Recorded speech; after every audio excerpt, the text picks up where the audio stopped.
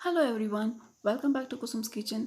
आज मैंने बचे हुए चावल से कटलेट्स बनाए हैं जो बहुत ही ज़बरदस्त बने हैं। बाहर से एकदम क्रिस्पी है और अंदर से मक्खन की तरह सॉफ्ट हैं। इन्हें बनाना बहुत आसान है, बहुत मज़ेदार है और खा करके आप पता नहीं लगा सकते कि ये चावल से बनी हुई रेसिपी है। शुरू करते हैं हम रेसिपी को। वीडियो को आप एंड तक ज़रूर देखिएगा। मैंने कल रात को जो राइस बनाया था उसमें से 2 कप राइस बच गया था। ये सिर्फ पानी में उबाला हुआ चावल है जिसमें सिर्फ नमक डाला था हमने। और उसके बाद हम इसे इस तरह से मैश कर लेंगे। आप चाहें तो पोटैटो मैशर का भी यूज़ कर सकते हैं। इसे सिर्फ क्रम्बल्ड करना है, हमें पूरी तरह से पेस्ट नहीं बनाना है। ये क्रम्बल्ड हो चुका है। अब हम इसमें डालेंगे 4 चम्मच बेसन, जिसमें बहुत अच्छी बाइंडिंग देगा और टेस्ट भी। इसी के साथ में हम यहाँ पर कुछ चीज़ें हैं वो ऐड कर लेंगे, जैसे कटा हुआ प्याज और ऑनियन, कैप्सिकम यानी कि शिमला मिर्च आधा कप, पत्ता गोभी और कैबेज 1 कप,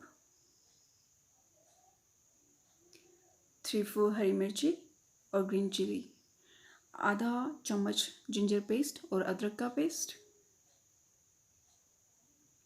साथ ही में हम यहाँ पर ऐड कर देंगे 2 उबले हुए आलू, मीडियम साइज़ के आलू हैं यानी कि potatoes.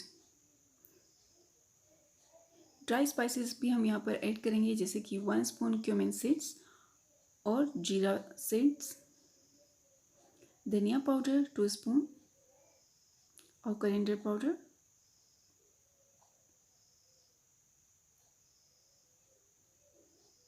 Salt as per taste. आपको भूलना नहीं है कि हमने जो चावल उबाले थे उसमें भी नमक डाला था, तो यहाँ पर आपको अकॉर्डिंगली ही डालना है। और यहाँ पर हमने रेड चिली पाउडर भी ऐड किया है। ध्यान रख कर के डालें क्योंकि आपने यहाँ पर रेड चिली पाउडर के साथ में ग्रीन चिली भी डाला है। इसी के साथ में मैंने यहाँ पर 1 लेमन स्क्वीज़ कर दिया है, यानी कि नींबू का रस भी मिला दिया है। और ये है हमारे पास अमचूर पाउडर, जो आधा चम्मच हमने इसमें डाला है। बस इन सारी चीज़ों को हम अच्छे से मिक्स कर लेंगे। और इसमें चिली और सॉल्ट जो है वो आपको अपने ही टेस्ट के अकॉर्डिंग एडजस्ट करना है।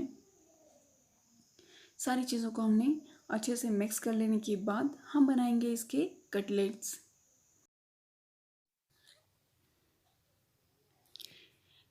तो यहाँ जो हमारा मिक्सर है वो तो रेडी हो चुका है।